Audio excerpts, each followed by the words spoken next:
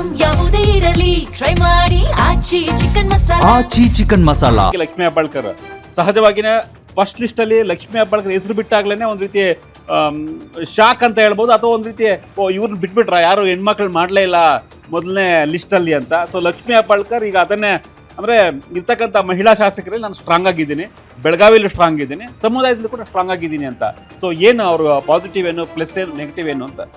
ಇಲ್ಲ, C M ಆಗಿ D K Shivakumar ಅವರು ಪ್ರಮಾಣವಚನ ಸ್ವೀಕಾರ ಮಾಡೋ ಸಂದರ್ಭದಲ್ಲಿ 10 ಜನನೋ 13 ಜನನೋ 14 ಜನನೋ 15 ಜನನೋ ತಗೊಳ್ಬೇಕಾದ್ರೆ ಮಹಿಳಾ ಕೋಟದ ಅಡಿಯಲ್ಲಿ ಯಾರಾದರೂ ಒಬ್ಬರಿಗೆ ಅವಕಾಶ ಸಿಕ್ಕೇ ಸಿಗುತ್ತೆ ಅನ್ನುವಂಥ ಒಂದು ಭರವಸೆ ಕಾಂಗ್ರೆಸ್ ನಾಯಕರಿಗೆ ಇದ್ದಿದ್ದು ನಿಜ, ಕಾಂಗ್ರೆಸ್ ಶಾಸಕರಿಗೆ ಇದ್ದಿದ್ದು ನಿಜ. ಅದರಲ್ಲೂ ಪ್ರಮುಖವಾಗಿ ಲಕ್ಷ್ಮೀ ಹೆಬ್ಬಾಳ್ಕರ್ ಅವ್ರಿಗಂತೂ ಭಾಳಷ್ಟು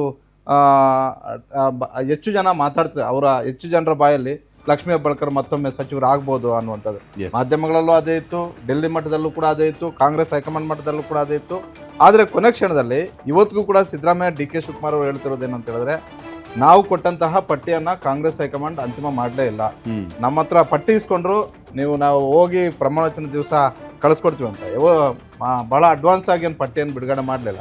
ಇನ್ನೇನು ಕೆಲವೇ ಗಂಟೆಗಳು ಇರಬೇಕಾದ್ರೆ ಅಧಿಕೃತವಾದಂಥ ಒಂದು ಮಾಹಿತಿ ಬಂತು, ನಮಗೆ ಕರೆ ಬಂತು ಅಂತ 13 ಶಾಸಕರು ಕೂಡ ಹೇಳಿದ್ರು. ಹೀಗಾಗಿ ಲಕ್ಷ್ಮೀ ಹೆಬ್ಬಾಳ್ಕರ್ ಅವರ ಹೆಸರು ಭಾಳಷ್ಟು ಮುಂಚಿನಲ್ಲಿ ರಾಜ್ಯ ಕಾಂಗ್ರೆಸ್ಸಲ್ಲಿತ್ತು, ರಾಷ್ಟ್ರೀಯ ಮಟ್ಟದ ಕಾಂಗ್ರೆಸ್ಸಲ್ಲೂ ಕೂಡ ಇತ್ತು.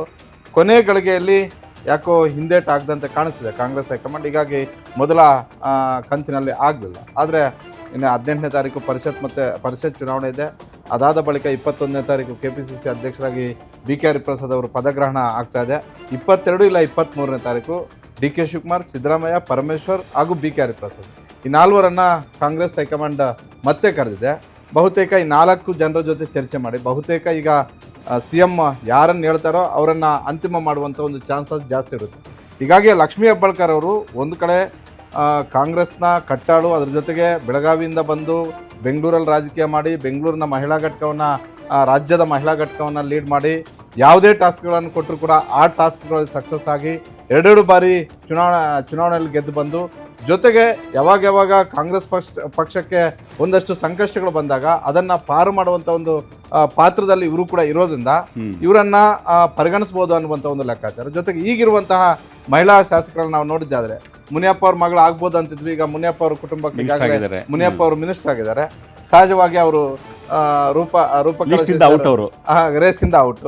ಈಗಿರೋದು ಲಕ್ಷ್ಮೀ ಹೆಬ್ಬಾಳ್ಕರ್ ಮತ್ತೊಂದು ಕಲಬುರಗಿ ಉತ್ತರ ಖನಿಜಾ ಫಾತಿಮಾ ಅವ್ರಿಗೆ ಸ್ವಲ್ಪ ಭಾಷೆ ಮೇಲೆ ಒಂದು ಸ್ವಲ್ಪ ಸಮಸ್ಯೆ ಅನ್ನೋದು ಬಿಟ್ರೆ ಬೆಳಗಾವಿ ಕಡೆಯಿಂದ ಲಕ್ಷ್ಮೀ ಹೆಬ್ಬಾಳ್ಕರ್ ಅವ್ರಿಗೆ ಸಿಗಬಹುದು ಅನ್ನುವಂತಹ ಒಂದು. ಈಗ ಲಕ್ಷ್ಮೀ ಹೆಬ್ಬಾಳ್ಕರ್ ಯಾಕೆ ನಾನು ಕೊಡ್ಬೇಕು ಅಂತ ಕೆಲವೊಂದಿಷ್ಟು ಪಾಯಿಂಟ್ಸ್ ಹಾಕಿದ್ರಿ ನೀವೇನೆ. ಆಯ್ತಾ, ಪಕ್ಷದ ನಿಷ್ಠಾವಂತ ಕಾರ್ಯಕರ್ತೆ ನಾನು. ಕಳೆದ 3 ವರ್ಷದಲ್ಲಿ ಇಡೀ ಇಲಾಖೆ ಅಂದ್ರೆ ಮಹಿಳಾ ಮತ್ತು ಮಕ್ಕಳ ಕಲ್ಯಾಣಕ್ಕೆ ಹೆಣ್ಮಕ್ಳಿಗೆ ಹತ್ರ ಆಗಿದ್ದು ತಿಂಗಳಿಗೆ 2,000 ಕೊಡೋದಾಗಿರ್ಬೋದು ಅಥವಾ ಬೇರೆ ವಿಚಾರಗಳಿಗೆ ಸೊ ಸಮರ್ಥವಾಗಿ ನಿಭಾಯಿಸಿದ್ದೀನಿ, ನನಗೆ ಮತ್ತೆ ಇನ್ನೊಂದು ಅವಕಾಶ ಕೊಡಿ ಅಂತ.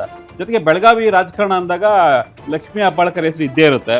ಪಂಚಮಸಾಲಿ ಹಿಂದೆ ಹೋರಾಟ ಆಗಿರ್ಬೋದು, ಅಥವಾ ಲೀಡರ್ಗಳನ್ನ, ಅಥವಾ ಈ ಬಾರಿ 2023ಕ್ಕೆ ಪಂಚಮಸಾಲಿ ಸಮುದಾಯ ಕಾಂಗ್ರೆಸ್ ವೋಟ್ ಹಾಕೋದಕ್ಕೆ ಇವರ ಒಂದು ರೀತಿ ಕಾರಣಕ್ಕೆ ಇದೆ ಅಂತಾನೆ ಹೇಳ್ಬೋದು. ಸೊ ಇಷ್ಟೆಲ್ಲ ಕೂಡ ಅವರು ಒಪ್ತಾ ಇದ್ದಾರೆ, ಅಂದ್ರೆ ನನಗೆ ಅರ್ಹತೆ ಇದೆ, ನನಗೆ ಕೊಡಿ ಅಂತ.